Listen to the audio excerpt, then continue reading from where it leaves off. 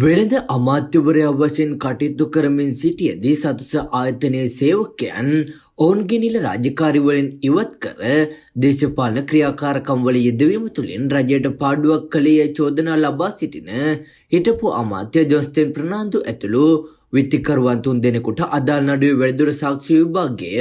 මාර්තු මාස 6 වෙනිදා දක්වා කල් තැබීමට මහාධිකරණය නියෝග කර තිබේ. මෙම නඩුව අද කොළඹ මහාධිකරණ විනිසුරු මොහොමඩ් මිහාල් ඉදිරියේ කැඳවනු ලැබූ අවස්ථාවේදී වෙනත් නඩුවක් සඳහා රක්ෂිත බන්ධනාගාර ගත කර සිටින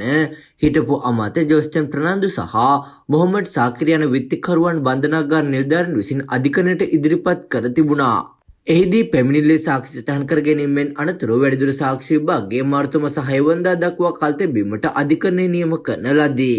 2010 වසරේ සිට 2014 වසර දක්වා කාල සීමාව තුළ වෙළඳ අමාත්‍යවරයා වශයෙන් කටයුතු කරමින් සතුස ආයතනයේ සේවකයන් ඔවුන්ගේ නීති අනුකූල රාජකාරි වලින් ඉවත් කර දේශපාලන කටයුතු වල යෙදවීම තුළින් රජයට පාඩුවක් සිදු කළේ යයි චෝදනා කරමින් හිටපු වෙළඳ අමාත්‍ය ජොන්ස්ටන් ප්‍රනාන්දු සතුස ආයතනයේ හිටපු සභාපති එරාජ් ප්‍රනාන්දු සහ එහි ක්‍රියාකාරී අධ්‍යක්ෂකවරයෙකු වන මොහොමඩ් සාකිර් යන අයට එරෙහිව අල්ලාස් කොමිසම විසින් මෙම නඩුව ගොනු කර තිබේ.